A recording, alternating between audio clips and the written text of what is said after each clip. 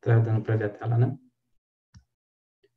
Sim. Tá dando para ver, né? Tá. Sim. Sim. Bom, boa noite. Meu nome é Guilherme, sou residente do segundo ano aqui do serviço. Eu vou apresentar o primeiro Grand Round da noite de hoje, que é do setor de neurooftalmologia. A minha orientadora foi a doutora Letícia Santana Cardoso e a chefe do setor é a doutora Luciana da Cruz Noy. Nosso caso é de um paciente do sexo masculino, de 20 anos, marceneiro, branco, natural e procedente de São Paulo, e veio com uma queixa de visão dupla há um dia. O paciente, quando veio para a gente no pronto-socorro, veio com uma queixa de que ele estava com o olho desviado, diplopia binocular horizontal e vertical, e dor no olho esquerdo associada à tontura. Ele falou que no dia anterior ao deitar ele estava assintomático e iniciou os sintomas de forma súbita, ele percebeu quando ele acordou na manhã seguinte, e aí veio a consulta. Ele negava outras queixas, negava sintomas gripais, negou febre, tosse, diarreia, negou histórico de trauma, negou vacinação recente também.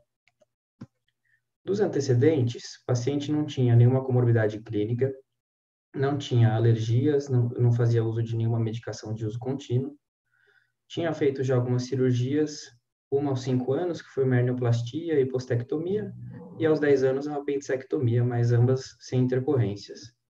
Nos antecedentes familiares, a mãe e a irmã têm um diagnóstico de migrânia, tem um primo dele com déficit intelectual, mas segundo ele, devido à hipóxia neonatal, e ele tem uma filha de 5 meses atualmente, e é ígida, não tem nenhum problema de saúde. Nos antecedentes oculares, ele negou qualquer outro antecedente, negou cirurgias, negou procedimentos. Ao exame oftalmológico, ele tinha uma acuidade visual de 20/20 em ambos os olhos. Nos reflexos pupilares, as pupilas eram isocóricas em ambos os olhos, os reflexos direto e consensual eram simétricos. Na biomicroscopia anterior, a conjuntiva era clara, córnea transparente, íris trófica, câmara anterior ampla, sem reação, fásico. Biomicroscopia anterior normal em ambos os olhos. A motricidade ocular extrínseca, eu vou mostrar as fotos. A pressão intraocular era de 14 e 12. E na fundoscopia, o paciente tinha um disco óptico róseo, bem delimitado, escavação de 0,3, vasos e máculas sem alterações, e a retina aplicada a 360, também um fundo de olho sem alterações em ambos os olhos. Na motricidade ocular. Vamos pedir para alguém descrever para mim. Ivan, chama aí que você deve estar com a listinha, para mim não apareceu ainda. Chama o R2 aí para mim. Franklin.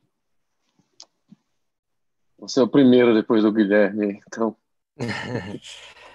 Bom, aqui no exame da motricidade ocular extrínseca, em PPO, a gente vê, aparentemente, o paciente tem uma exotropia, que se mantém tanto na supraversão e aparentemente na infraversão também. Na levoversão, ele apresenta no olho direito uma hipertropia e na destroversão uma limitação da adução do olho esquerdo. Basicamente isso. E uma limitação também da infraversão do olho esquerdo também, tanto para levo infra e destro infraversão também. Ok. Aqui em posição primária do olhar, realmente parece que o paciente tem uma esotropia, mas é mais da foto mesmo. O que ele tem aqui, quando a gente vai ver na destroversão, na mirada para a direita, o paciente ele não aduz esse olho esquerdo. Isso você vê que se mantém também aqui em destro infra e em supradestro versão também. O paciente não aduz esse olho esquerdo. Só que na convergência, esse paciente ele aduzia o olho. A gente não tem a foto aqui, mas o paciente conseguia aduzir o olho com aproximar um objeto e olhar para perto, ele tinha um reflexo de convergência e ele aduzia esse olho. Então, era mais no olhar conjugado que esse paciente não estava aduzindo o olho na mirada para a direita, não aduzia o olho esquerdo na mirada para a direita. Além disso, como o Franklin também notou, aqui em posição primária do olhar, esse olho direito está hipertrópico, ou seja, está desviado para cima, em relação ao esquerdo. Essa hipertropia, em levoversão, ela se pronuncia, né? Aumenta um pouquinho, e também, que eu coloquei agora as imagens com o paciente inclinando a cabeça, a hipertropia do olho direito piora, ela fica maior, ao inclinar a cabeça para a direita. Esses são os 3 passos de Parks para você avaliar, por exemplo, um acometimento de oblíquo superior. Então, o paciente tinha tanto o déficit na adução do olho esquerdo na mirada para a direita, como topografava uma lesão de oblíquo superior à direita. Guilherme, ele não Sim. referia nenhum posicionamento da cabeça para compensar a visão dupla. Ele não tinha, Assim, não tinha uma posição que ele não se queixava de visão dupla. não tinha, porque ele tinha tanto visão dupla horizontal, diplopia binocular horizontal como vertical, então não tinha meio uma que ele não se queixava. E também, como foi tudo muito súbito, foi no mesmo dia da queixa que ele já veio ao pronto-socorro, Tá. ele não teve um tempo, talvez, para achar a posição mais ideal para ele. Às Porque vezes até... isso para o raciocínio é pertinente, né? Sim. Se ele tem algum mecanismo compensatório, a gente descartaria algumas coisas com o mecanismo compensatório, né? Uhum. Esse Eu, vídeo aqui... eu prefiro que você pelo... fale foco e não miragem, tá bom? nesse vídeo aqui, dá para a gente ver o nistagmo do paciente. Não sei como é que está a imagem aí, se dá para ver, porque fiz um teste antes. Às vezes, como o nistagmo é um nistagmo muito sutil, é um nistagmo rotacional, com a fase rápida para a direita, às vezes não dá para ver. Tá dando para ver? Sim. Dá para optimizar também o vídeo. Sim, tá Coisa. dando. Tá. Então, assim, o paciente tinha esse nistagmo rotacional com fase rápida para a direita também. Então, para as hipóteses diagnósticas... Continua aí, Jeff. Considerando um paciente homem, 20 anos, apresentando aí uma diplopia súbita ao dia, o paciente, considerando que ele apresenta essa restrição de adução, a gente pode pensar numa doença do olhar conjugado lateral, então pensar numa oftalmoplegia internuclear, que justificaria também o nistagmo, e investigar a causa, que seria principalmente uma doença desmelinizante. Tá ótimo. Então, a gente pensou sindromicamente, topograficamente e etiologicamente para esse caso. Então, sindromicamente, a gente pode pensar numa oftalmoplegia internuclear à esquerda e uma paresia de quarto par craniano à direita, que daria a hipertropia que a gente viu no exame. Topográfico, a gente pode pensar numa lesão de mesencéfalo à esquerda, e eu vou entrar em detalhes da anatomia, do porquê dessa localização na topografia do mesencéfalo, em detalhes eu entro mais à frente. De etiologias, as principais hipóteses diagnósticas que a gente tem que pensar quando tem um quadro de oftalmoplegia internuclear doença desmielinizante, então esclerose múltipla, algo vascular, uma vasculopatia, um evento isquêmico, também tem que ser afastado. Por ser um paciente jovem, do sexo masculino, não dá para descartar também hipóteses infecciosas, como sífilis, que tem uma incidência aumentada aí nos últimos anos, também causas inflamatórias e tumores do sistema nervoso central. O quadro, por ser um pouco mais súbito, deixa a hipótese de tumor como sendo uma das últimas, mas também não dá para descartar. E para a conduta... Zago, o que você quer? O que você quer para o caso?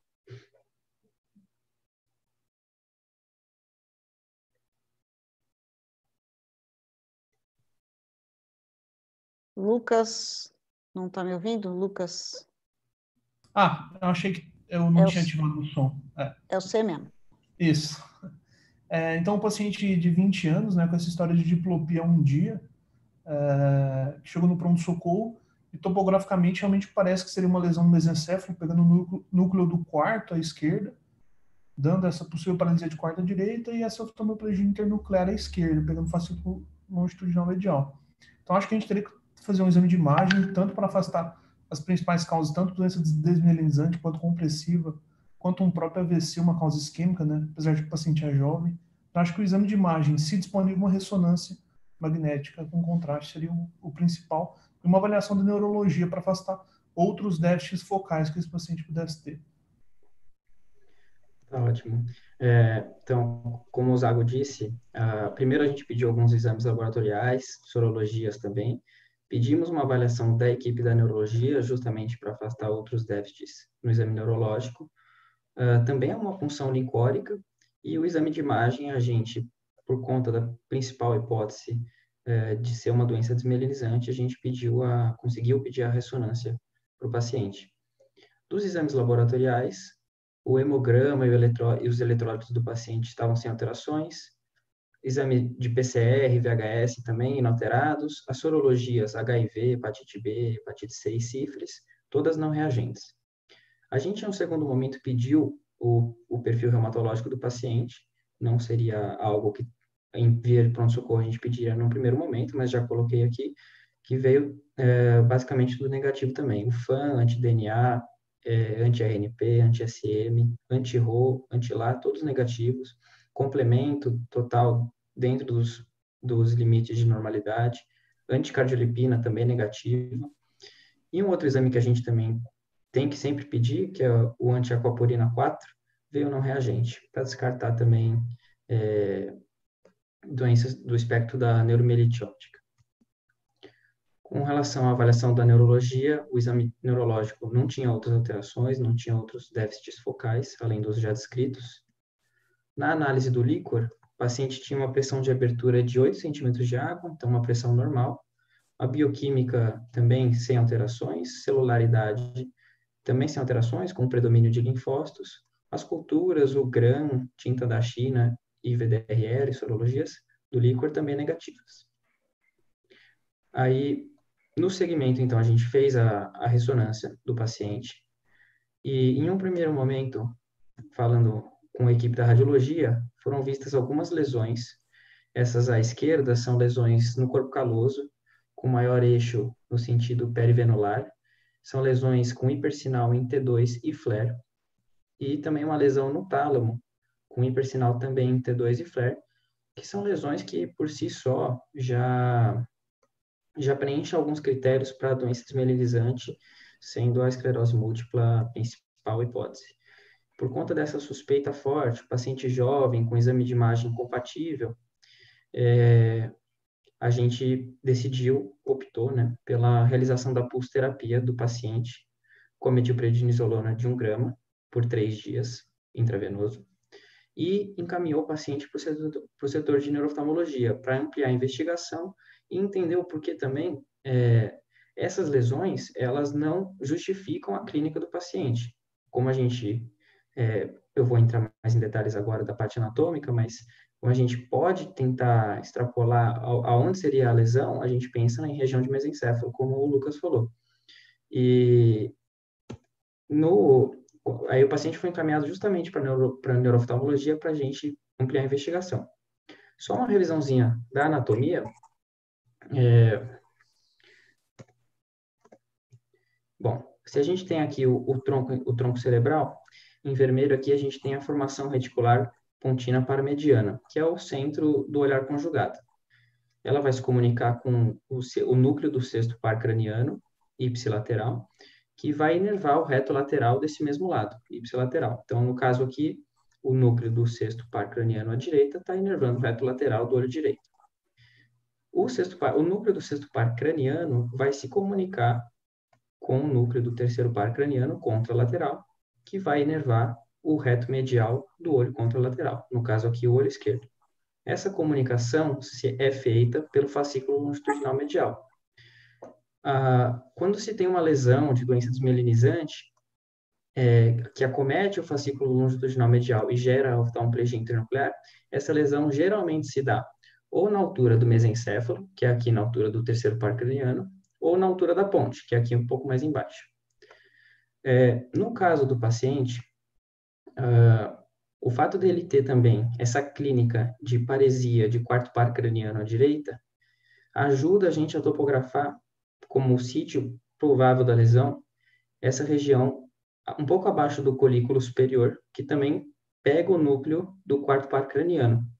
Lembrando que o núcleo do quarto par craniano é o único nervo que 100% das fibras vão decussar e, portanto, o núcleo do quarto par craniano à esquerda vai inervar o oblíquo superior do olho direito. Então, vai decussar 100% das fibras e vai inervar o olho direito. Então, essa região com vermelho seria o mesencéfalo à esquerda, que é o provável local da lesão, que a gente, pela anatomia, consegue extrapolar que seja aí.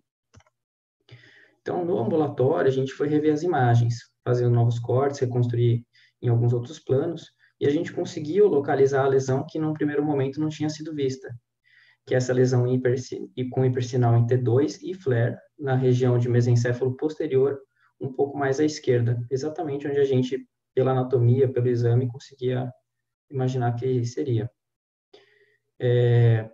Depois disso, o paciente foi encaminhado para o setor de doença desmielinizante com a equipe da neurologia, e até o momento ele está em acompanhamento, só com conduta expectante, não teve nenhum outro surto até o momento, então ficou por enquanto como apenas um surto isolado, não está passando por nenhum tratamento.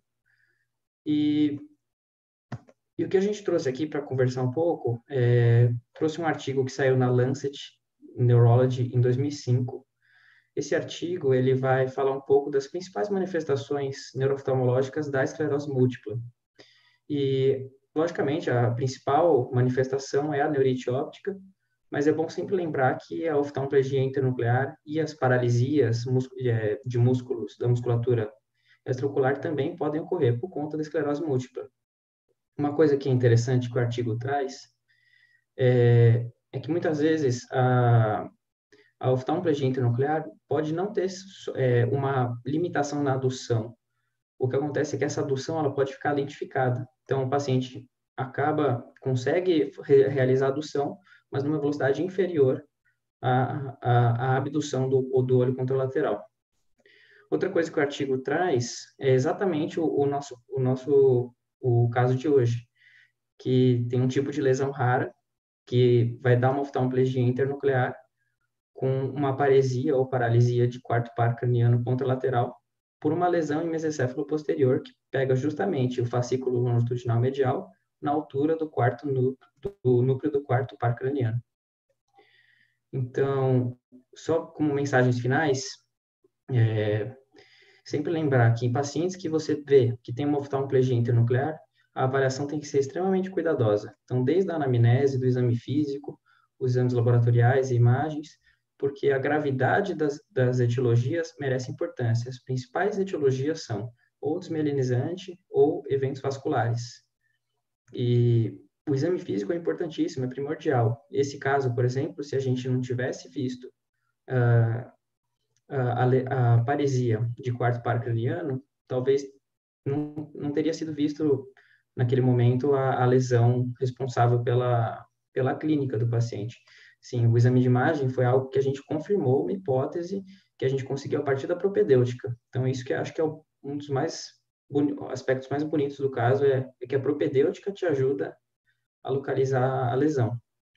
E uma última coisa, só um lembrete, normalmente a esclerose múltipla é mais prevalente em mulheres jovens, mas o fato do paciente ser homem não vai excluir a hipótese dele ter uma doença desmielinizante. Então, só a epidemiologia não vai ser suficiente para descartar um diagnóstico diferencial, ainda mais com a gravidade da doença desmielinizante. Letícia, você quer comentar alguma coisa? Tem uma pergunta aqui, que se foi testado bandas oligoclonais no líquor. Realmente... Então, pode falar aí, Letícia. Dá para ouvir certinho? Sim. Então, boa noite, né? Então, realmente, a pesquisa de bandas oligoclonais, ela não foi feita no PS. A gente pediu uma complementação, que ainda não saiu o resultado, que a gente está esperando, tá? E que, na verdade, a banda oligoclonal, ela ajuda, né? Ajuda a fechar critério. Vindo negativa não exclui, né? Isso é uma coisa que a gente tem dúvida. Ultimamente, ela até saiu um pouco, né, de alta. Muita gente estava dando muito mais importância para a ressonância, para fechar critério. Ela voltou a ficar em alta no último critério do McDonald's, né, de 2017, mas ajuda bastante quando você tem algumas lesões que não fecham o que a gente chama de dissociação em tempo, né? São lesões que, na verdade, parecem que são mais ou menos aconteceram juntas, e vindo banda oligoclonal positiva ajuda no diagnóstico, mas vindo negativa não exclui. A gente pediu complementação, então estamos esperando aí o resultado também. Então ainda não tem o resultado, por isso a gente acabou não colocando, tá? Mas pelo todo o quadro, né, pela imagem, tudo que foi visto, a gente acha que o diagnóstico mais provável mesmo é que seja esclerose múltipla, tá? E por enquanto a conduta está expectante, ele teve um surto só, não recidiu, né? Então a gente está observando, né? Até se ele começar a ter outros surtos ou tiver qualquer outra coisa, talvez entrar como um supressor, tá? E acho que o mais bonito desse caso, né, é a propedêutica mesmo, né? Ele veio, um caso que, né, veio do PS como tinha algumas lesões do corpo caloso e tálamo, o pessoal não viu, né, inicialmente, as alterações de mesencéfalo, e às vezes não vê mesmo, né, gente, não somente na esclerose múltipla, às vezes em lesões isquêmicas, às vezes a lesão é tão pequena, ou o corte é pequeno, né, então, assim, não confiem no laudo, acho que essa é a mensagem. O que a gente mesmo fez, olhou, falou, tem um quarto, né, lembrar que o quarto que ele falou é o único nervo oculomotor que 100% das fibras vão para o outro lado, né? Então, por isso que pegou o lado contralateral. E tinha uma oftalmoplegia internuclear, né? Pelo raciocínio, estava no mesencéfalo, né? A imagem só confirmou, mas a gente conseguiu diagnosticar todo o paciente pela propedêutica, né? Então, e legal que nós oftalmos, né, salvando vidas, né? Ajudando aí no diagnóstico de uma doença grave sistêmica. Então, acho que o bonito do caso é isso, é a propedêutica mesmo, né? Por isso que eu trouxe. Muito bom. Enquanto o Guilherme sai da tela e o Gustavo entra, vou pedir as considerações finais da Lu Noia. Lu.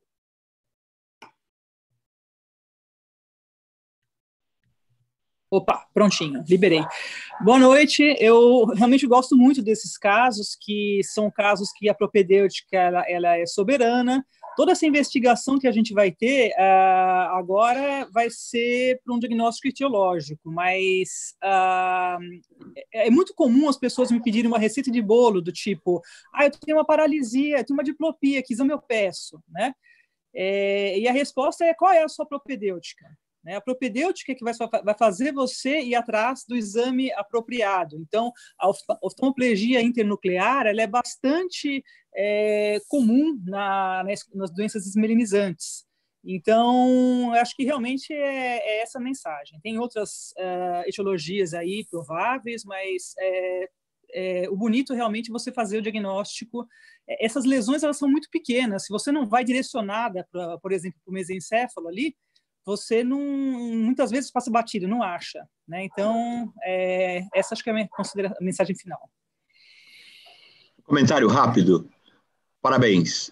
Super bem documentado. Eu só faria uma crítica. Essa revisão de 2005, provavelmente vocês teriam alguma revisão bem mais recente e talvez mais atualizada, porque é bem antiga essa, né? É um campo que as imagens estão cada vez mais poderosas, e a imagem cada vez mais vai ser a maneira de propedêutica correta, né? Uma boa imagem no futuro vai poder prescindir de um montão desses exames que a gente pede para depois fazer a imagem. Talvez se começasse com uma belíssima imagem, simplificava muito. Eu estou errado, Luciano? Uma boa imagem, lógico que vai facilitar. Em relação à propedêutica inicial, ela vai direcionar para poder achar. A banda oligoclonal, essas coisas todas, realmente não. Eu concordo com o senhor, que uma imagem melhor talvez traga mais elementos para fazer o diagnóstico de esclerose múltipla sem prescindir desses exames complementares, né? Seria mais ou menos isso. Obrigado, Lu. Obrigado, Letícia. Vamos dar seguimento. Luiz Alberto, eu recebi uma mensagem do Otaviano que ele não conseguiu acessar. Você pode ver para mim direto com ele? Acho que você tem o número dele, né? Mas a gente pode ir começando, que ele está vendo pelo YouTube, mas ele não consegue opinar. Então, vamos lá, Gustavo, de novo. Boa noite, meu nome é Gustavo, eu sou residente do segundo ano aqui do serviço. Eu vou apresentar um caso hoje do setor de retina in vitro. Minha orientadora foi a doutora Somaia e o chefe do setor é o doutor Otaviano Magalhães Júnior. Queria deixar um agradecimento especial à doutora Renata, à doutora Adriana, à doutora Paula, que fizeram a primeira condução do caso e apresentaram já no simpósio do RUT, e a gente traz hoje a complementação do caso e com mais detalhes no Grand Round. É o caso de uma paciente do sexo feminino, de 43 anos, branca, que ela apresentou uma queixa de mancha branca no centro da visão do olho direito há 2 dias. Ela foi súbita, indolor, sem progressão ou regressão, associada à cefaleia que melhorou com dipirona. De antecedentes pessoais, ela negava hipertensão arterial sistêmica, diabetes, doenças crônicas ou hereditárias, negava tabagismo, etilismo, uso de anticoncepcionais, outras medicações contínuas, e de antecedentes oftalmológicos tinha feito cirurgia refrativa, um PRK há 2 anos. De antecedentes familiares, nada digno de nota. Ao exame oftalmológico, a paciente apresentava acuidade visual de 20/20 em ambos os olhos, com orifício estenopeico, a pressão intraocular de 12 milímetros de mercúrio no olho direito, de 10 no esquerdo. A biomicroscopia anterior apresentava conjuntiva clara, córnea transparente, sem reação de câmara, cristalino transparente, sem celularidade vítrea. Os reflexos pupilares eram simétricos e preservados, 4 cruzes ambos os olhos. A motilidade ocular extrínseca sem alterações e a fundoscopia, vou mostrar as fotos. Marijapa, descreve para mim. Eu ia chamar a mesma pessoa. Demais, hein, Ivan? Alô? Dá para escutar? Com certeza. Uhum. Então tá. O olho direito é um disco óptico com uma borda nasal mal delimitada. Tem uma hiperemia também do disco superior. Vasos tortuosos. Tem também uma peridisco mais esbranquiçado e algumas hemorragias intrarretinianas na arcada temporal superior. E mácula sem alterações. Isso, exatamente. A gente observa no fundo de olho uma paciente com engurgitamento venoso, tortuosidade venosa importante, que chama a atenção, um disco óptico hiperemiado, com a borda nasal superior mal delimitada, e algumas hemorragias intrarretinianas esparsas. Aqui uma outra imagem pegando mais a retina nasal, mostrando uma hemorragia intrarretiniana em ponto borrão. E aqui, seguindo a arcada temporal superior, outras hemorragias intrarretinianas, em número pequeno, difusas pela retina. No olho esquerdo, o disco óptico é róseo, bem delimitado, uma escavação de 0,4. Tem uma atenuação vascular, mácula sem alterações e retina colada. Isso, exatamente. O que chamava mais atenção era essa atenuação arteriolar, mas sem outras alterações dignas de nota.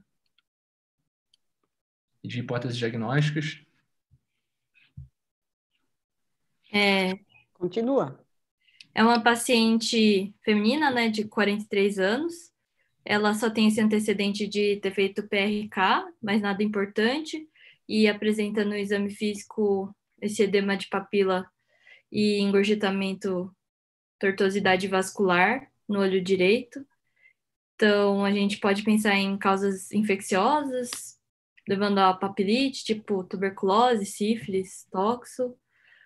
Também pode pensar em causas vasculares, como oclusão da veia central, da retina, ou uma neuropatia óptica anterior não alterítica. E aí, mais raramente, alguma causa compressiva só no olho direito, então algum tumor interorbitário. Acho que é isso. Sim, abrindo o leque em todas as linhas possíveis, né? A gente tem como uma coisa sindrômica o paciente com edema de papila, hemorragias intrarretinianas esparsas e engurgitamento e aumento de tortuosidade venosa. Então, as causas poderiam ser vasculares, como a oclusão venosa do tipo impending, incipiente, uma noia não arterítica, mas uma paciente que foge do grupo de risco, não tem fatores de risco cardiovasculares, não tem fora da faixa etária, um paciente de 43 anos. Poderiam ter causas inflamatórias de uma papiloflebite, como lúpus, BC, sarcoidose ou Wegener, Causas infecciosas também de papilite, como você bem comentou, sífilis, tuberculose. Arboviroses poderiam dar esse aspecto também, e como a arranhadura de gato. Também, só como causas menos comuns, um tumor orbitário poderia causar uma compressão do nervo óptico, causando essa edema localizado e engurgitamento venoso, mas seria um quadro mais insidioso também, é menos provável, mas ainda assim a investigar. E causas neoplásicas, como leucemia, podem causar uma síndrome de leucostase com engurgitamento venoso e também hemorragias intrarretinianas. E pensando em causas vasculares, se fosse o caso de uma oclusão venosa do tipo impending, a gente tem que lembrar que é uma paciente abaixo de 50 anos, que não tem hipertensão arterial, não tem glaucoma, então temos que pensar em causas secundárias de oclusão venosa, como distúrbios mieloproliferativos, polistemia, proteínas plasmáticas anormais, síndromes de hipercoagulabilidade, como hiperhomocisteínemia, SAF, deficiência de proteína COS, fator 5 de Leiden, ou outras causas, como o uso de anticoncepcionais, hipertensão arterial secundária e insuficiência renal crônica. E de conduta... Victoria. Quem você chamou? Eu ia chamar o Arthur. Arthur Liu, Vitória. Pode ser, Arthur. Então pode ser. Então, a gente está diante de uma A paciente... Vitória fica para o próximo. A gente está diante de uma paciente de 43 anos de sexo feminino, em que não tem aquela epidemiologia para a gente poder pensar nas causas vasculares mais comuns de oclusão. Então, que tem associado também essa palidez peridisco, a gente tomaria como manejo inicial do caso pedir exames laboratoriais, como uma das hipóteses que a gente levanta para essa situação. Causas infecciosas, a gente pediria sorologias para sífilis, toxoplasmose, tuberculose, e dada esse quadro atípico de uma paciente menor de 50 anos e sem fator de risco cardiovascular, pediria também de exames laboratoriais uma triagem inicial hematológica e reumatológica. Hematológica é o TP e TTPA, e reumatológica, provas inflamatórias, VHS, PCR, fator reumatoide, fator antinúcleo. E a partir daí desses exames a gente iria direcionar uma avaliação de um especialista, depender do que viesse alterado, seja uma avaliação do reumato ou uma avaliação do hematologista. Do ponto de vista oftalmológico, pediria uma radiografia para documentar o acompanhamento do caso. Acho que o manjofo cai bem aí para a gente poder avaliar o tempo de enchimento dos vasos aí, principalmente do lado direito. E o ACT também, apesar de a gente não ter visto nada inicialmente na macro. Isso, foi nessa linha que a gente seguiu, né? Pedindo esses exames, lembrando que é uma paciente abaixo de 50 anos, sem comorbidades cardiovasculares, que fez a gente precisar investigar um pouquinho melhor condições secundárias. Então, foi solicitada uma avaliação da clínica médica, da reumatologia. Solicitamos exames gerais, como hemograma, sorologias para sífilis, HIV, sorologias para arboviroses, como comentado, o PPD e o raio-x de tórax, provas para distúrbios da coagulação, como proteína C, proteína S, homocisteína, anticoagulante lúpico e anticardiolipina, e provas reumatológicas, o exames de screening, como FAM, fator reumatoide, ANCA, complemento e eletroforese de proteínas. Como levantamos a hipótese de causas compressivas, solicitamos também a tomografia de crânio e órbitas, e de exames oftalmológicos, a retinografia, a angiofluorescinografia e o OCT. Indo para os exames da paciente, a paciente na autofluor, ela apresentava áreas de hipoautofluorescência na região correspondente às hemorragias intrarretinianas, sem outras alterações. No infrared, paciente um exame normal, sem nenhuma alteração digna de nota. Na angiofluorescinografia do olho direito, chamavam atenção a áreas de hipofluorescência por bloqueio nas regiões correspondentes às hemorragias intrarretinianas, e uma área de hiperfluorescência peridisco e perivascular que se progredia ao longo do exame, denotando uma área de vazamento. E aqui no olho esquerdo, mostrando que não tinham alterações. No ACT2 do direito, a única coisa que chamava atenção é esse aumento da refletividade das camadas internas peridisco, e no olho esquerdo, uma elevação do complexo EPR-BRU extrafoveal sem demais alterações. E seguindo o caso, a paciente retornou 5 dias depois, referindo piora do escotoma. Ela apresentava já acuidade visual de 20/30, observam-se aumento das hemorragias intrarretinianas, um disco mais mal delimitado, e chamava atenção uma mancha algodonosa no feixe papilomacular. Nessa ocasião foi realizada uma nova angiografia retiniana, que se observou um aumento da área de hiperfluorescência por vazamento peridisco. Observa-se também uma área de hipofluorescência por má perfusão aqui na região do feixe papilomacular, tanto inferior quanto superior à artéria ciliorretiniana, que está retificada e tortuosa, podendo fazer a gente pensar num espasmo da ciliorretiniana, talvez uma oclusão secundária. E aqui de exames laboratoriais que chegaram, primeiramente as provas infecciosas vieram sem alterações, tomografia de crânio e órbita sem alterações, e o que chamava atenção era um FAM com um padrão nuclear com estriado fino de 1/640, forte reator, que no ENA específico veio positivo para o anti-SSA, o anti-RO, e também o fator reumatoide positivo. Na análise de eletroforese de proteínas, o que chamava atenção era um aumento da fração gama, que poderia chamar a atenção para alguma hipergamaglobulinemia, mas foi realizada a imunofixação e viu que era uma hipergamaglobulinemia policlonal, sem nenhum achado específico para alguma doença reumatológica. E a Reumato respondeu parecer pensando numa doença inflamatória associada a essa perifebrite oclusiva, e de início pensaram no provável lúpus. A nossa hipótese foi como oclusão de via central da retina, pelo achado dos exames subsequentes, uma semana depois, associada a essa papiloflebite por fenômeno inflamatório autoimune.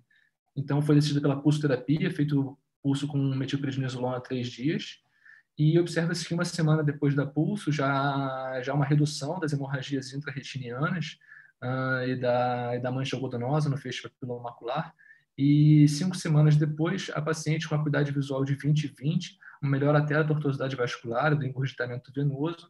Na anjo, a gente percebe uma redução da área do vazamento, apenas uma hiper em ramo temporal superior, mas com uma melhora do aspecto geral do exame. Aqui, para mostrar a evolução da paciente, como ela evoluiu de um quadro incipiente de oclusão venosa para um quadro franco de oclusão de via central da retina, e após a pulso, a melhora do quadro retiniano. E para a discussão diagnóstica, para comentar esse diagnóstico que a gente trouxe de oclusão iminente ou incipiente, que a gente chama de impending occlusion, foi uma nomenclatura criada por Guess, que a gente trouxe como ele chamou de pacientes assintomáticos ou com escotoma transitório, que tem essa dilatação venosa associada a hemorragias. Não é uma classificação 100% aceita, mas Guess trouxe um quadro, mostra como esses quadros realmente têm na nossa prática. Aqui um artigo com uma série de casos, mostrando como esses casos de impending podem evoluir tanto para resolução espontânea quanto para uma oclusão de via central franca, como foi no nosso caso. Um caso aqui também, um relato de caso aqui da escola, do Dr. Michel Fará, mostrando um aspecto parecido do nosso paciente.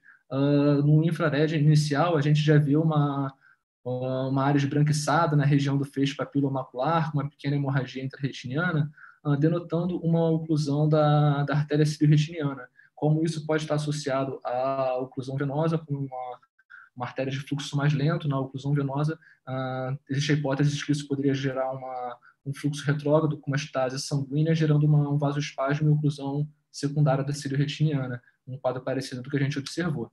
E do quadro reumatológico da paciente, ela apresentava uma vasculite retiniana, um FAM de 1/160, nuclear com estriado fino, esse anti-RO SSA positivo, fator reumatoide, a hipergamaglobulinemia policlonal, a linfopenia, que apareceu no hemograma, e uma alopécia que ela relatou depois. A Reumato mostrou primeiro que poderia ser lúpus, a gente parece um quadro reumatológico, mas a gente observa que ela não fecha critérios. O quadro inicial, a classificação inicial de 97 mostrava 11 critérios, você tinha que ter 4 para fechar como lúpus, ela tinha só 2, que era a linfopenia e o FAM anormal. Aí, em 2012, chegou uma classificação que esmiuçou mais critérios para aumentar a sensibilidade. A gente percebe que ela também só tinha a leucopenia, que era a linfopenia, e o FAM, e não fechava para lúpus. Então, a Reumato chegou a classificá-la ela no segmento como uma doença indiferenciada do tecido conjuntivo, que não tem critérios bem estabelecidos, mas quando é uma paciente que ela não fecha para nenhuma das 5 principais síndromes reumatológicas, mas ela tem achados clínicos e sorológicos típicos de uma doença reumatológica. A doença indiferenciada do tecido conjuntivo é uma doença que ela tem achados comuns de artralgia, fenômeno de Renault, leucopenia. 90% dos pacientes têm FAM positivo, como anti-RO ou anti-RNP. 30% deles fecham para alguma doença depois de 5 anos. Então, provavelmente era um lúpus inicial que a gente hoje, do início, pela nossa ignorância, não conseguiu ainda fechar, ou o paciente não abriu o quadro franco. Mas o que mostra que pode ser um quadro, uma doença mesmo, essa doença indiferenciada, que é que 70% mantém como uma doença leve, como artrite não erosiva, fenômeno de Renault leve ao longo dos anos, sem abrir para nenhuma doença reumatológica. E foi isso que foi como diagnóstico da paciente acompanhando na Reumato. Tá? Obrigado pela atenção. Muito bom, Gustavo. Somaia, você quer comentar antes de eu chamar o Otaviano?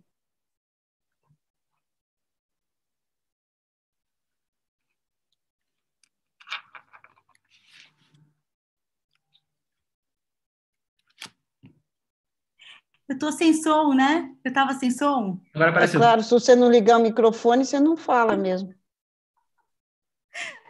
Desculpa. Eu falei aqui um montão. Mas o que eu estava chamando a atenção é que a gente trouxe esse caso, primeiro para falar um pouquinho sobre a nomenclatura de GES, o IMPEND. A gente fala muito no nosso ambulatório de oclusão, o IMPEND. Então, o que é? É uma pré-oclusão. Na verdade, ele tem alguns sintomas, alguns sinais, como a tortuosidade, hemorragias esparsas, mas ele não chega a ter baixa acuidade visual. Então, isso é o que diferencia.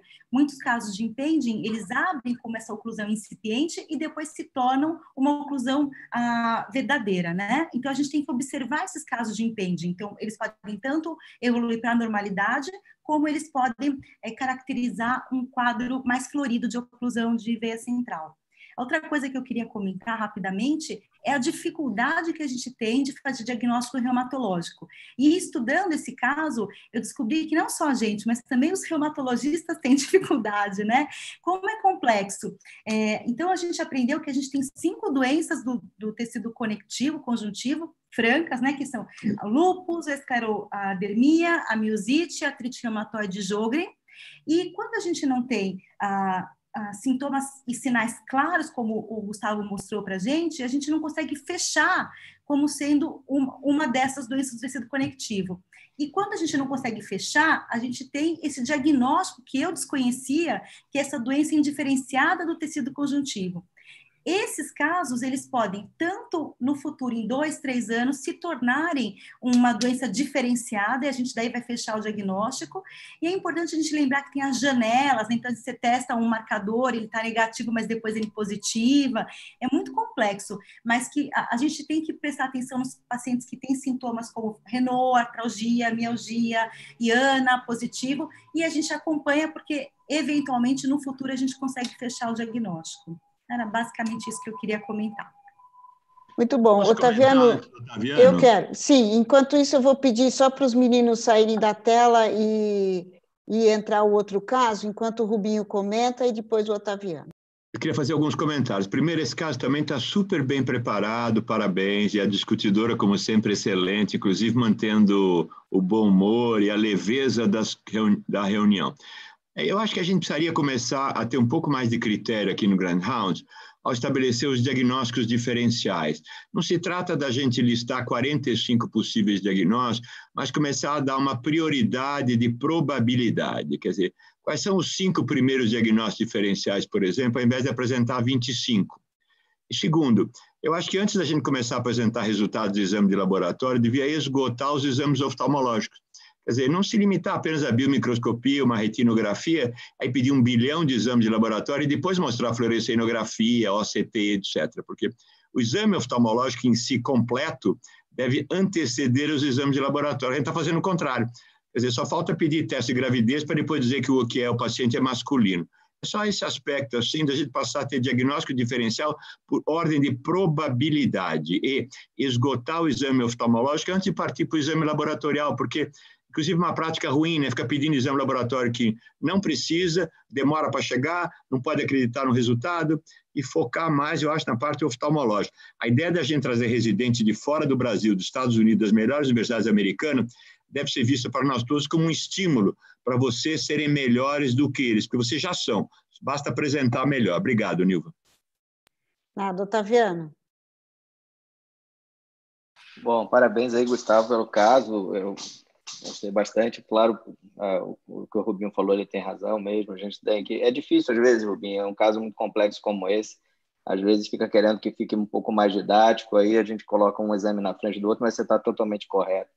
A gente tem que priorizar mesmo os exames oftalmológicos. A gente faz isso na retina, a gente sempre faz isso, diagnóstico diferencial, os mais prováveis ou não. Mas esse caso tinha bastante coisa, realmente, mas ficou ótimo, o Gustavo está de parabéns.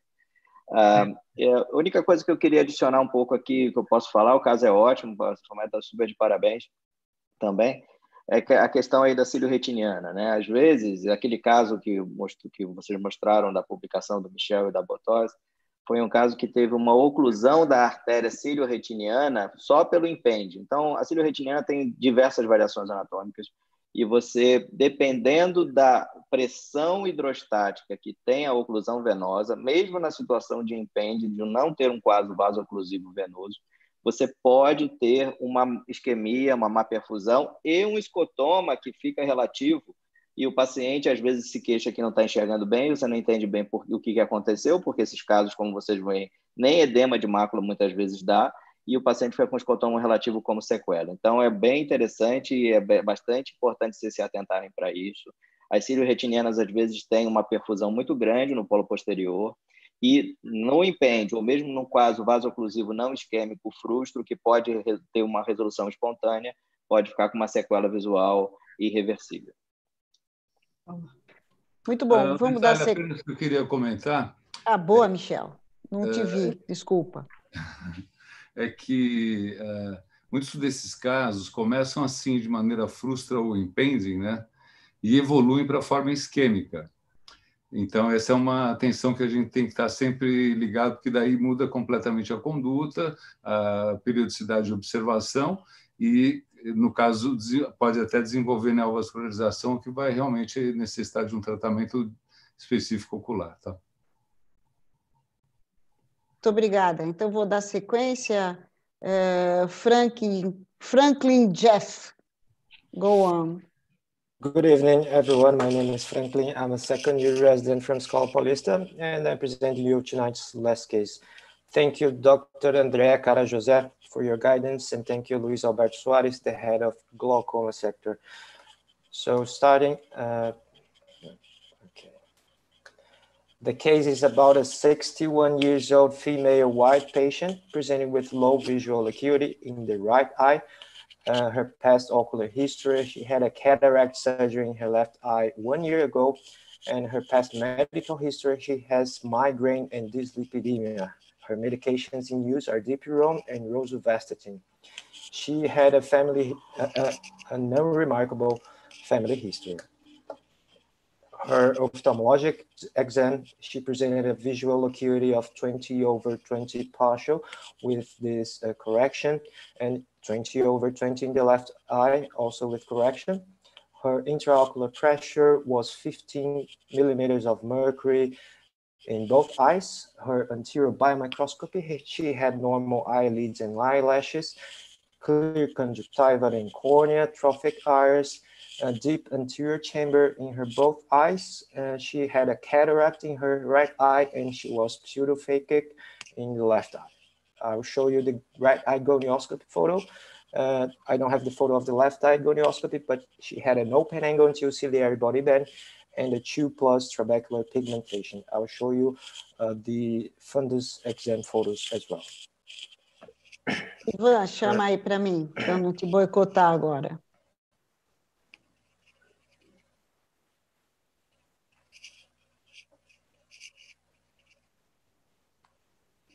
Desculpa, eu estava sem som. A Júlia Giquelin está aí?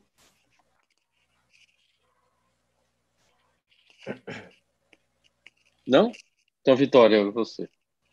Tá ótimo. Gonioscopy of the right eye.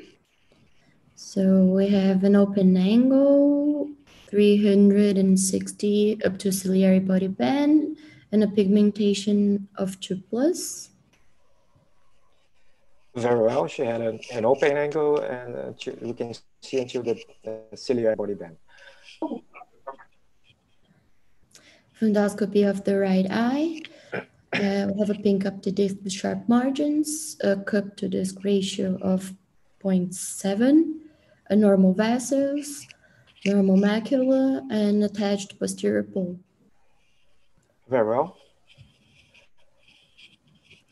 The fundoscopy of the left eye, a pink cup to disc with sharp margins, a cup to disc ratio of 0.8, normal vessels, normal macula, and an attached posterior pole. Very well. It is hard to see, but she also had a hold sign in the inferior temporal region of the left eye, right here. We can show it. It's better visualized in the red free. This is the comparison between both eyes of the optic head. We can see the inferior neuroretinal rim is very thin in both eyes. And the red free fundus photograph, we can see in the left eye a sign here showing the thinning of the NFL here. Okay, so going on with the diagnostic hypothesis. So we have a 61-year-old female patient with low visual acuity in the right eye. In the ophthalmological exam, the patient presents an enlarged cup to disc ratio and intraocular pressure of 15 in both eyes, and an open angle in the gonioscopy. I think we should think of a large physiological cup, normotensional glaucoma, or primary open angle glaucoma. Very well. So as the diagnostic hypothesis, she had a normal IOP levels. We can think of a large physiologic cup, a primary open angle glaucoma, but she had normal IOP levels. So we also think of normal tension glaucoma. For the management. Zaira, talk to me. Okay. So here in this case, the core question is, do we have or not a glaucoma in this patient? So my exams was to elucidate this and try to find the answer. So I would order a pachymetry, a visual field, a 24/2 visual field, and an OCT of the nerve fiber layers and ganglion cells. Very well. That was the. We also solicited the visual field, pachymetry, the optic coherence tomography, and also a diurnal tension curve, which I'll show you here. She had 6 measurements at 8, 10, 12, 14, 16, and 17 and a half, being the highest IOP seen at 8 in the morning of 17 millimeters of mercury in both eyes. So her pachymetry was in the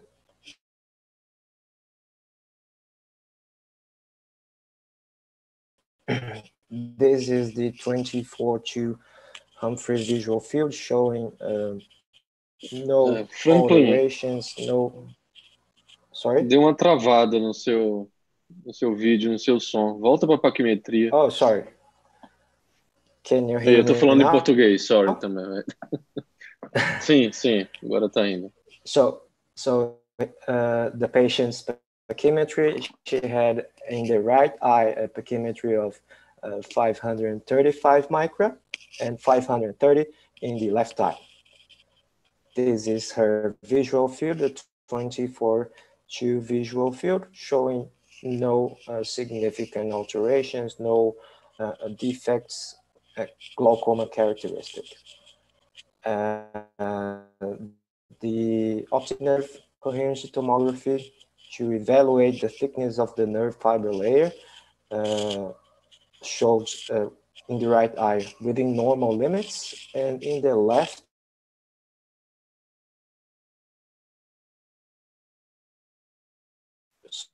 Internet, hein, Jeff? Você está travando o tempo inteiro, Franklin. Oh, shit. Estou travado, Franklin. Can Você you hear me estava now? descrevendo camadas de fibras nervosas. Here, okay. So I will show you in the next slides, but in her OCT, she had in the right eye the nerve fiber layer within normal limits, and in the left eye, an inferior borderline. I will show you the pictures in the next slides. Main hypothesis is a normal tension glaucoma due to her normal IOP levels.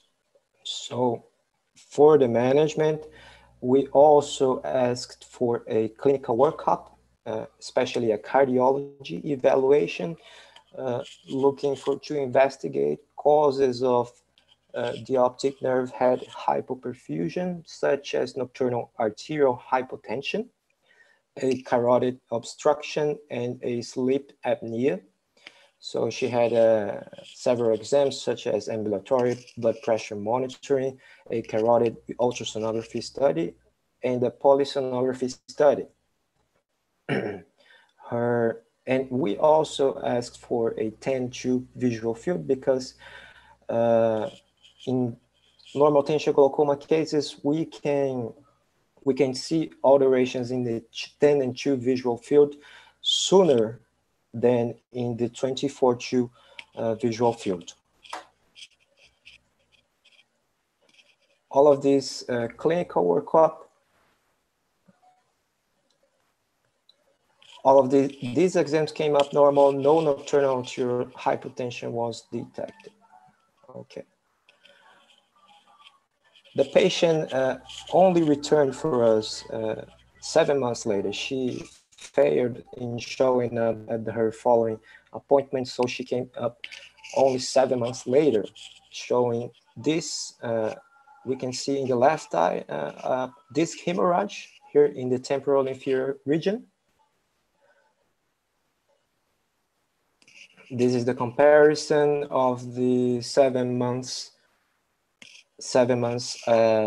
progression without treatment. Okay. This is the 7 months follow-up 24-2 visual field. We can see that in the left eye, in the right eye, she had no alterations. And in the left eye, she had 2 central scotomas. She progressed in the left eye. This is the progression of 7 months of the 24-2 visual field. So in front of this, she also had a higher IOP level of 16 and 15 and a papillary hemorrhage in the left eye. So we started brimonidine tartrate 0.1% in both eyes twice a day. It's important to note that the first choice drug class for the normal tension glaucoma would be the prostaglandin analogs, which wasn't prescribed due to the patient resistance to the possible side effects of the prostaglandins, such as periocular hyperpigmentation and ocular hyperemia. The patient was really resistant to the use of prostaglandins, so we chose the brimonidine. Okay. So in the follow-up... Franklin, do you know why she resisted to the use of prostaglandins? Do you know the reason? She really didn't want to have these side effects, such as periocular hyperpigmentation or ocular hyperemia. She was really resistant. We insisted, but she didn't want to have those side effects. But Had she used it before, or it was No. just after your explanation about this possible side effect? Yes, we Okay. explained her, but Yeah. and she was Because really some resistant. patients don't have them. Mhm. Okay, Yeah, go we ahead. explained that was just a possible side effect, but she was really resistant. So with 1 month's follow-up in use of brimonidine, she had a stable IOP level of 13 and 12, but 6 months later she had a raise in her IOP levels of 19. And then we replaced the brimonidine for brinzolamide because she kept resistant to the use of prostaglandins. And then 3 months later, with brinzolamide use, the IOP was lowered to 12 and 13. And she also came back with the visual field, the 10-2 visual field. This is I'll show you the left eye because the right eye was normal. She didn't have alterations in the right eye, okay? So we can see here, she had central scotomas in the left eye. And then with 6 months of use of brinzolamide, she maintained a pressure of 15 millimeters of mercury in both eyes. And she also had a recurrent papillary hemorrhage, that inferior temporal hemorrhage in the disc. Her right eye visual acuity had worsened to 20/70 because of cataract progression. And then now with the progression of the disease, we insisted and the patient agreed to use the latanoprost. And with 3 months of use of the latanoprost, she lowered her IOP to 11 in the right eye and 10 in the left eye. So the next optic is in resorption, okay?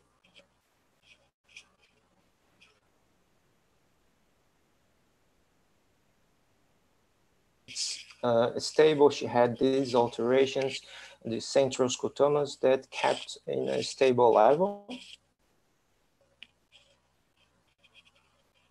And this is the optic showing that in the left eye, she had a really thin NFL thickness, temporal inferior.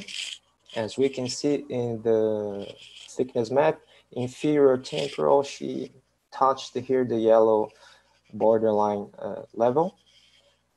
And we can see that the inferior level is borderline. Okay. And in the right eye is normal. Despite the average RNFL thickness was normal, 90 in the right eye and 87 in the left eye. So following up, the patient underwent phaco emulsification of the right eye, which went with no problems. And then we had to change the latanoprost to brinzolamide plus brimonidine to reduce the possible ocular inflammation. In this case, the eye drops, it's important to explain, the eye drops were also replaced in the left eye due to the patient hardship in managing several medications simultaneously. So she preferred changing both eyes medications. So now she's with 2 months using brinzolamide and brimonidine, keeping an IOP level of 12 in the right eye and 13 in the left eye. So we asked for a new 10 and 2 visual field and a new optic coherence tomography.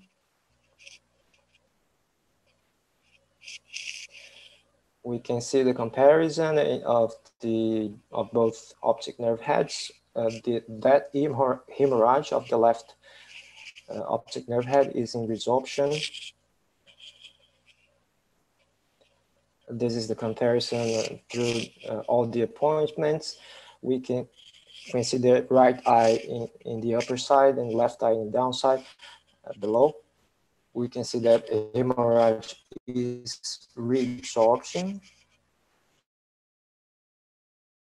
In this photograph, we can see the comparison here in the left eye, that the temporal inferior retinal nerve fiber layer is thickening.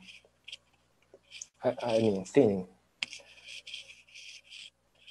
so, which is a structural progression, right? So this is the new 24/2 visual field. She also presented in the left eye.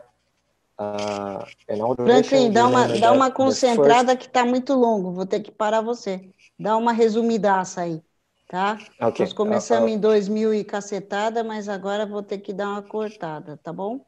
Tranquilo. So this is in comparison of only the left eye. She had a progression, a functional progression here. We can see the scotoma, central scotoma in the left eye, okay.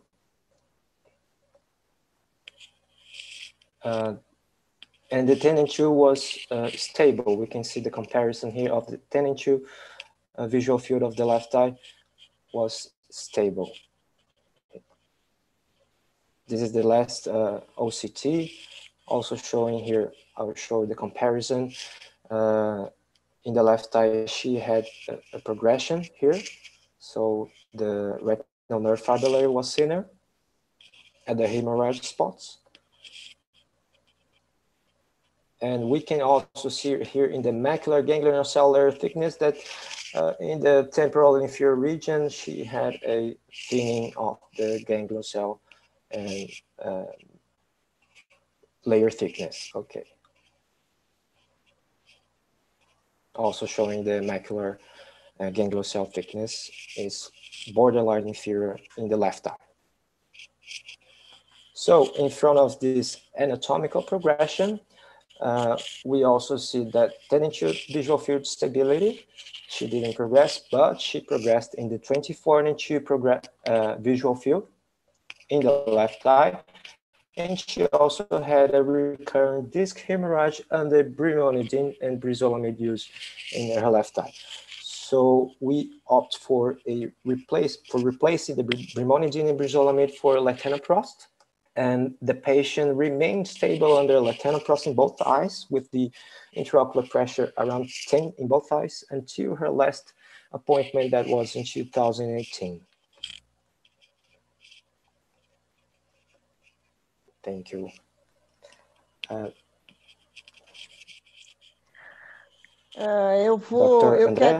Então, eu vou pedir para a Andréia falar em 2 minutos e o Luiz Alberto encerrar. O que você acha, Ivan?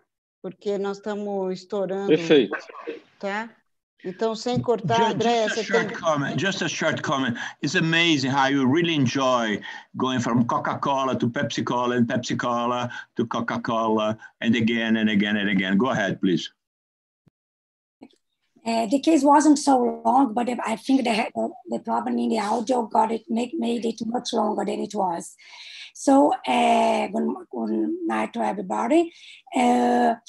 What's important in that case is that our first choice in non-mutational glaucoma is prostaglandin analog. This patient, she didn't want to use, and then, but when she started to get progression, then she understood that it was important to use prostaglandin analog. And if you can see, we didn't use beta block eye drops because we have a very important clinical trial, the low tension glaucoma treatment study that was published in 2011. It showed that patients that had monotherapy with brimonidine and versus patients with monotherapy with timolol, patient that the group that was taking brimonidine had less visual field progression than patients that were taking timolol. That's okay. That there's just one bias that many patients that were taking brimonidine left the study, and there were another study showing that beta block eye drops can reduce blood pressure the blood pressure, and then it can lower the perfusion of the optic disc, and then it can make the glaucoma to progress. So that's why we insisted in using latanoprost, and we didn't use beta block eye drops. And normally, latanoprost is not enough to reduce IOP in 30%, as the collaborative non-mutational glaucoma study showed that it was better, it was a good IOP reduction to not to have glaucoma progression. But usually nataloprost in notation glaucoma, it can reduce IOP in like around 20%. Probably this patient in some time she will need one more drop to get stable. But until 2018, she was stable. But she had many risk factors as hemorrhage, disc, she has migraine, and that it's easier to this notation glaucoma with this kind of risk factors to have progression. Okay, Luis, do you want to talk? Yes, just briefly. Just to answer Mauro Campos, he asked how the hemorrhage of the optic disc manifests. Well, normally the optic disc hemorrhage is followed by thinning of the neuroretinal rim and localized retinal nerve layer defect. So an arcuate scotoma is normally presented after optic disc hemorrhage. That's it.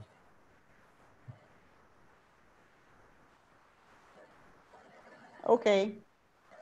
Ivan? Okay, thank you.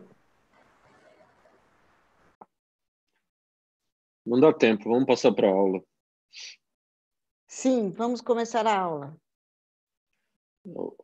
Prazer de receber o Dr. Roberto Vessani, nosso professor afiliado, chefe de ambulatório da terça-feira.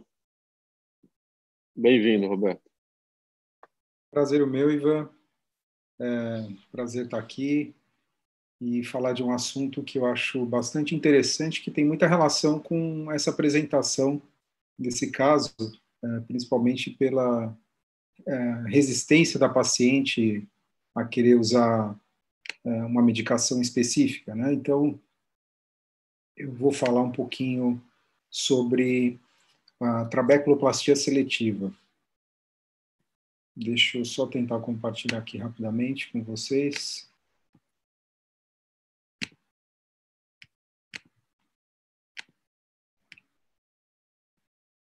Vamos lá.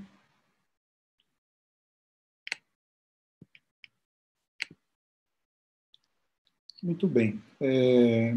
Eu escolhi esse tema para apresentar porque nós, nos últimos tempos, tivemos o resultado de um importante estudo que nós vamos comentar mais adiante e que pode, de certa forma, fazer a gente mudar um pouco o paradigma no tratamento do glaucoma. E tem relação, claro, com a trabeculoplastia seletiva.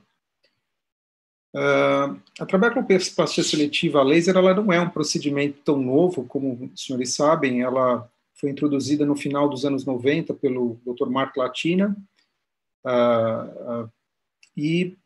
O que é interessante quando a gente avalia esse procedimento em si, é um procedimento que não é novo, é um procedimento dos anos 80, que muitos colegas já fazem há muitos anos, mas que, historicamente, ele, realizado pelo laser de argônio, passou por um processo bastante interessante, assim como muitos procedimentos em glaucoma. Eu recomendo a quem puder ler esse artigo da Ophthalmology de 2015, é muito interessante, porque ele mostra que as trabeculoplastias, elas tiveram uma queda do começo dos anos 90 até o final dos anos 90, um pouco pela perda da empolgação da trabeculoplastia realizada com laser de argônio, e depois elas tiveram uma retomada na sua realização, segundo esse estudo avaliando os beneficiários do Medicare, atingindo um número bastante significante, um aumento bastante significativo, voltando àquela empolgação novamente de se fazer o procedimento. O procedimento de trabeculoplastia seletiva, existem diversas marcas e aparelhos que é possível realizar esse procedimento, e disponíveis no Brasil, alguns deles. E, basicamente, é importante a gente destacar as diferenças entre a tradicional trabeculoplastia com laser de argônio da trabeculoplastia seletiva. Na trabeculoplastia com laser de argônio, você tem características diferentes, tanto no tamanho da mira, quanto no tipo de laser, né, como na intensidade que você utiliza do laser e também no tempo de aplicação de cada disparo. E o mecanismo de ação inicialmente proposto seria uma fotodisruptura da malha trabecular, mas também com efeitos mais recentemente estudados, com efeitos biológicos, efeitos com mecanismos relacionados à função das células dessa região. Já a trabeculoplastia seletiva usa o laser IAG, com comprimento de onda de 532 nanômetros, uma mira bem maior, uma quantidade de energia baixa, por isso até considerado um laser chamado laser frio, e um tempo de aplicação de cada disparo muito pequeno, né, 3 nanosegundos.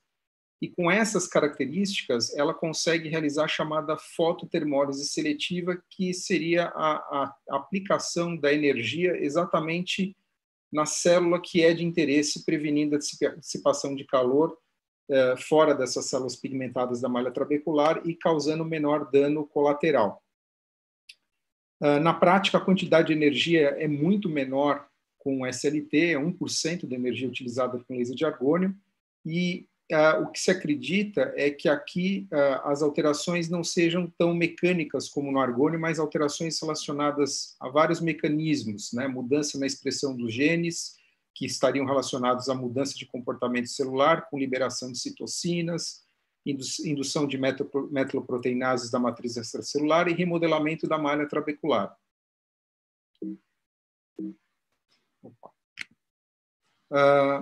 Essa imagem é uma imagem bastante clássica de um artigo publicado no Ophthalmology de 2001, mostrando uma imagem de uma trabeculoplastia com laser de argônio, onde você vê essa área de cavitação na malha trabecular, versus uma outra imagem que seria correspondente a uma trabeculoplastia, onde você não tem essa alteração. E, na verdade, isso acaba, às vezes, causando uma certa confusão, porque o estudo mostra que, na verdade, você tem uma menor incidência dessas alterações estruturais na malha trabecular pela trabeculoplastia seletiva, mas não necessariamente que você não tenha nunca essas alterações, né? Então, a ideia é que isso sugira que a lesão seja menor, mas é possível, dependendo da quantidade de energia que você aplica, da técnica que você realiza, isso acontecer também na trabeculoplastia seletiva. Mas o fato é que outros aspectos foram estudados com a trabeculoplastia seletiva, e esse estudo do Alvarado de 2005 foi bem interessante, porque ele conseguiu observar um mecanismo comum entre a forma como as alterações acontecem com a trabeculoplastia seletiva e com o uso de prostaglandina, onde fatores secretados pelas células da malha trabecular poderiam levar a um aumento da permeabilidade das células no canal de Schlemm. E o que é interessante é que, mais tarde, uma outra publicação acabou sugerindo que fazer o uso da prostaglandina antes de uma indicação da trabeculoplastia poderia ser uma maneira de você testar se o paciente iria responder ou não, mais ou menos, ao laser. Seria como se fosse uma maneira de você avaliar a chance de ter bons resultados. No mecanismo de redução pressórica, isso recentemente, com estudo com tomografia e fluorofotometria, a gente sabe que a redução pressórica nos olhos tratados com laser tem mais relação com o aumento da facilidade de escoamento, que é o mesmo que acontece no argônio também, né? E não por uma diminuição da produção do humor aquoso ou melhora uma redução da pressão venosa episcleral.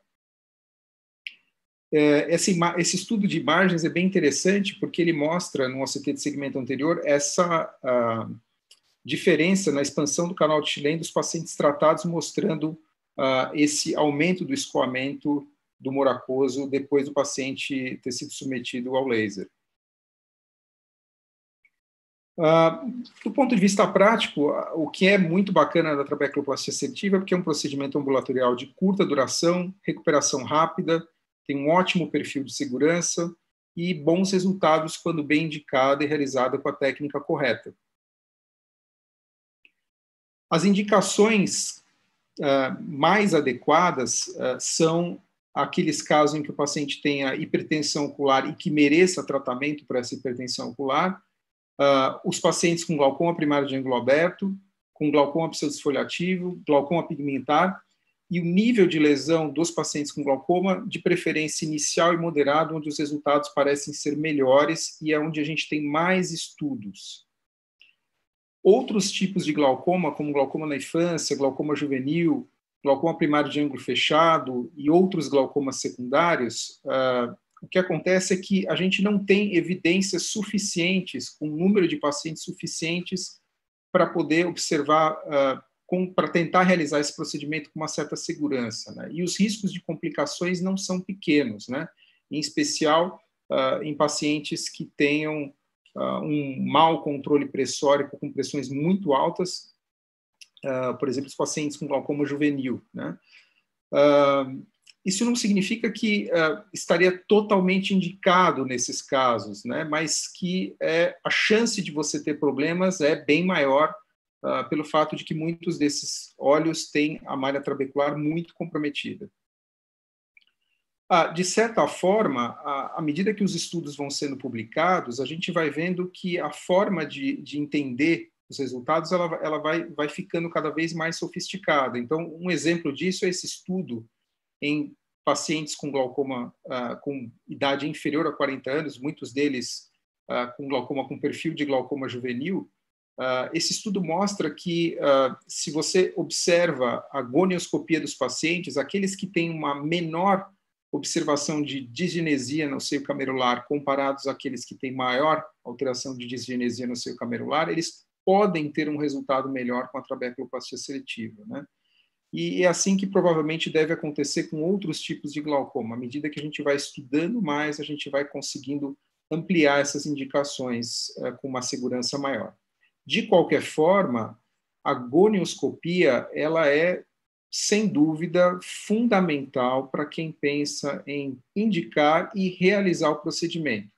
Se o colega tem uma certa inexperiência, uma certa dificuldade em realizar a gonioscopia, ele ainda não está preparado nem para indicar e nem para realizar a trabeculoplastia seletiva, né? É um exame que muitas vezes traz dificuldade para muitos colegas, muitas vezes porque o paciente não colabora e acaba desestimulando, né, a realização do mesmo. Mas ele é muito importante para que a gente possa pensar nesse procedimento antes da cirurgia, antes do laser. Em relação à técnica, a utilização de um colírio antiglaucomatoso, de preferência um alfagonista, antes ou depois do procedimento, ela ajuda na redução diminuição dos riscos de pico pressórico maior do que 10 milímetros nas 2 primeiras horas, que poderia eventualmente acontecer. Tem uma meta-análise publicada na Cochrane recentemente que mostra que não há diferença entre pingar antes ou pingar depois do laser, né? É importante ajustar o nível de energia ao grau de pigmentação da malha trabecular quando você vai realizar o procedimento e, como regra básica, quanto mais pigmentação, menos energia você deve utilizar inicialmente e fazendo esse ajuste aos poucos. E nos pacientes com glaucoma primário de ângulo aberto, a gente pode começar com 0,7, 0,8 milijoules, né? O uso do colírio anestésico antes do procedimento. É importante e é interessante utilizar uma lente especial. Claro que é possível fazer com uma lente de 3 espelhos, mas hoje a gente tem lentes muito melhores para ver o seio camerular com um aumento melhor, uma qualidade da imagem melhor, né? Então tem lentes específicas para fazer trabeculoplastia. Essa é uma lente que eu pessoalmente uso, é uma lente que tem um marcador para você definir o número de disparos que você vai estar fazendo à medida que você vai girando a lente e realizando o procedimento. É uma referência que nos ajuda. No protocolo, atualmente, mais utilizado, que tem resultado bastante interessante, são 100 disparos nos 360 graus, sendo mais ou menos 25 disparos por quadrantes, né? A gente tem evidências mostrando que a realização nos 360 graus ela é mais eficiente, com resultados comparáveis à latanoprosta, né? Aliás, abrindo parênteses aqui, o perfil de resposta, como a gente vai ver adiante, muito semelhante à da prostaglandina, né? Em termos de redução pressórica, mas apesar de já ter sido estudado a aplicação 90 graus, 180 graus, 360 graus, e se observar aqui com 360 os resultados são mais interessantes, a gente tem que ficar atento porque o número de o risco, né, percentual maior de complicações acontece justamente com essa aplicação nos 360. Na aplicação, então, o que a gente precisa ver são as chamadas bolhas de Champagne, né, onde você vai ter a energia limiar para a aplicação, né? A ideia da aplicação é que ela seja aproximadamente 0,1 milijoules abaixo dessa energia limiar, né? E você vai ajustando isso à medida que você vai realizando o procedimento, porque às vezes em algum setor do seio camerular a pigmentação pode estar um pouquinho maior, um pouquinho menor. Em pacientes com pigmentação aumentada, como pseudesfoliação, dispersão pigmentar, é recomendado começar com uma energia muito menor, né, 0,4 milijoules, e fazendo esse ajuste também ao longo do procedimento, né. Esses pacientes, em especial, eles têm maior risco de desenvolver picos pressóricos no pós-laser. Então, daí a importância do monitoramento na primeira hora, na segunda hora, após a realização do procedimento. Já foi estudado e discutido se uma menor quantidade de energia ou maior quantidade de energia poderia ter maior ou menor benefício, né? Mesmo naqueles que têm um ângulo que não tem tanta pigmentação. É uma discussão bastante interessante. Um autor, em 2015, propôs usar uma energia um pouco menor do que no padrão e com resultados pressóricos semelhantes, mas com menor número de complicações. Outros autores observaram um resultado diferente, né? Então é um tema ainda de discussão, mas na prática o que a gente faz é tentar colocar a quantidade de energia adequada para obter aquele aspecto que a gente comentou durante o procedimento das bolhas de Champagne. No cuidado pós-laser, né, é possível que até 1/3 dos pacientes você possa observar desconforto ocular, visão borrada, um pouco de fotofobia, hiperemia conjuntival e uma inflamação intraocular limitada, né? Os picos acontecem em um percentual muito baixo. Esses números percentuais que eu coloco para vocês aqui são de um estudo grande, o LIGHT, que a gente vai falar adiante, mas a gente tem que ficar atento porque eles podem acontecer, né? Condições mais raras como ifema, edema macular cistoide, raise corneano, outras alterações são bem menos comuns, né? Falando do que fazer após o laser em termos de medicação, até um certo tempo atrás havia uma discussão interessante de que não se deveria utilizar um colírio anti-inflamatório nesses pacientes, já que a inflamação é limitada e que parte do mecanismo de efeito do laser tem a ver com uma alteração inflamatória, com liberação de fatores inflamatórios para que ocorram essas transformações no seio camerular.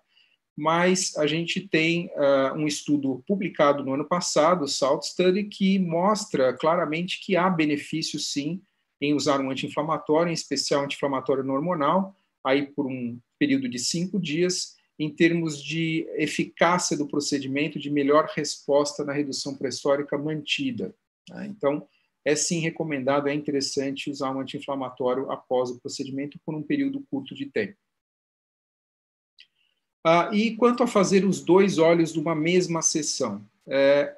Tradicionalmente, a gente recomenda fazer um olho de cada vez quando há indicação para os 2 olhos, um intervalo aí de aproximadamente 30 dias, onde você vai conseguir ver o sucesso do primeiro olho que você realizou o procedimento, ou o insucesso, né? Porque é interessante, já que a gente tem evidências que o sucesso ou insucesso ele poderia prever os resultados clínicos do olho contralateral quando você fosse realizar o procedimento, né? Como vocês veem aqui nessa tabela ao lado, é possível que no olho que você realizou, num dos olhos, o laser e obteve sucesso, a chance de ter sucesso no outro olho pode superar os 80%, enquanto que naqueles olhos, aqueles pacientes em que o primeiro olho não teve um sucesso desejado, essa chance pode chegar a 33% num segmento aí de 30 meses. É claro que isso não significa que você não possa fazer no segundo olho, caso o primeiro olho não tenha uma boa resposta, né? Mas você tem que alinhar as expectativas com o seu paciente. Bom, falando um pouco de eficácia, a gente tem vários estudos, desde o começo dos anos 2000 até mais recentemente, né? Avaliando principalmente esse grupo de pacientes que eu lhes disse, os hipertensos oculares, os glaucomas primários de ângulo aberto, pseudodesfoliação e glaucoma pigmentar, mostrando e comparando a trabeculoplastia seletiva com a medicação, no caso a prostaglandina, principalmente a latanoprosta, e com a trabeculoplastia com laser de agônio, a mais tradicional, a mais antiga. E a grande maioria desses estudos mostra que não tem uma diferença significativa entre o SLT e essas outras abordagens de tratamento, né, em relação à redução pressórica. E em relação ao quanto isso reduz, a gente tem aí estudos sugerindo entre 4 a 8 milímetros de mercúrio num tempo de segmento de 6 meses a 1 ano, e a redução, se considerar uma redução maior do que 20%, a taxa de sucesso pode chegar em até 82% dos olhos. Em termos de eficácia a longo prazo, o que se observa é que ela costuma se manter relativamente por um período aí, de 2 anos, né? Em média, a redução pressórica ela é bastante interessante nesse período de tempo.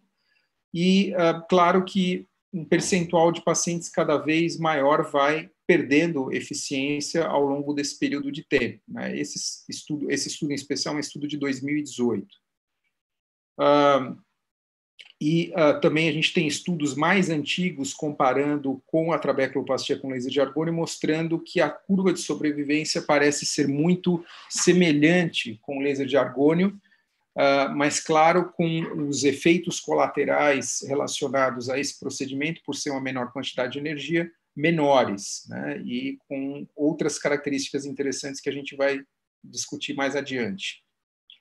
No glaucoma de pressão normal em especial, a gente também tem resposta nesses pacientes, mas com um percentual menor do que se observa naqueles que têm pressões intraoculares mais elevadas, né? Esse estudo em especial mostra que também é possível ter um maior controle da flutuação pressórica nas 24 horas, o que é bastante interessante para os pacientes. Os fatores associados ao sucesso do tratamento seriam aí, então, o diagnóstico, né, de glaucoma primário de ângulo aberto e glaucoma pseudodesfoliativo, pressão intraocular basal mais elevada, até um certo limite, é claro, né? Então, não há como se esperar que pacientes com pressões acima de 35 vão ter respostas pressóricas melhores do que pacientes com 25, 27 milímetros de mercúrio, submetidos a esse procedimento. A aplicação nos 360 graus e a maior quantidade de energia utilizada por disparo, o maior número de disparos também estaria relacionado a esse maior sucesso, assim como nos dissemos em relação a ter sucesso no primeiro olho. E quando realizar, então, a trabeculoplastia seletiva, né, a gente tem basicamente as duas principais abordagens, como terapia inicial e como terapia adjuvante. Até recentemente, a maioria dos colegas se sentia muito confortável em realizar a trabeculoplastia seletiva como terapia adjuvante e um pouco desconfortável em propor como terapia inicial, já que a gente não tinha tanta informação, um estudo forte, robusto, que pudesse nos dar suporte para essa indicação, e também por uma certa resistência de muitos pacientes a querer iniciar um tratamento com laser, sabendo que é do diagnóstico logo no começo e já querer se submeter a um procedimento um pouco mais invasivo do que um colírio. Mas esse jogo pode estar mudando, provavelmente deve mudar cada vez mais, com estudos como esse que a gente teve publicado na Lancet o ano passado, que é o Light Study, é um estudo multicêntrico realizado no Reino Unido, que envolveu 718 pacientes, 1.235 olhos com glaucoma de ângulo aberto e hipertensos oculares, havendo um braço de 356 pacientes submetidos à trabeculoplastia seletiva e o outro braço, 362 pacientes submetidos ao tratamento tradicional com colírios, né? O que o estudo mostrou é que, de forma muito interessante, os pacientes tratados com SLT, 95% deles mantiveram a pressão-alvo estabelecida nos 36 meses de segmento, né? Foram 3 anos de segmento com esse estudo.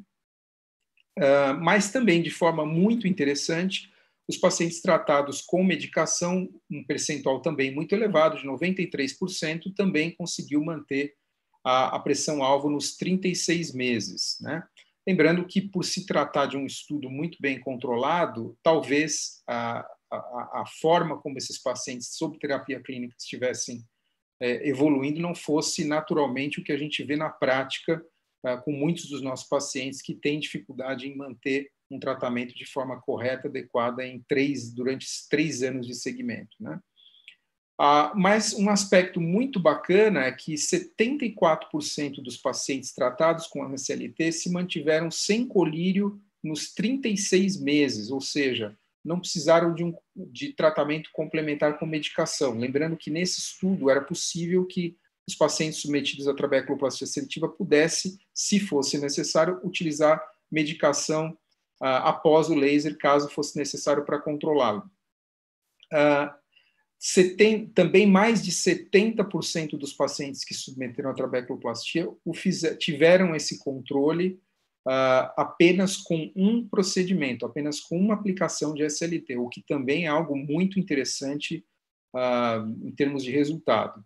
E o estudo mostra, através de uma análise de custo-benefício, que a performance nesse aspecto com SLT parece ser melhor do que com medicação, né? E se a gente for pensar, em especial, no Reino Unido, que tem uma medicina, uma saúde pública de excelente competência, né? Uma referência mundial, isso tem um impacto muito grande em termos de economia com medicação.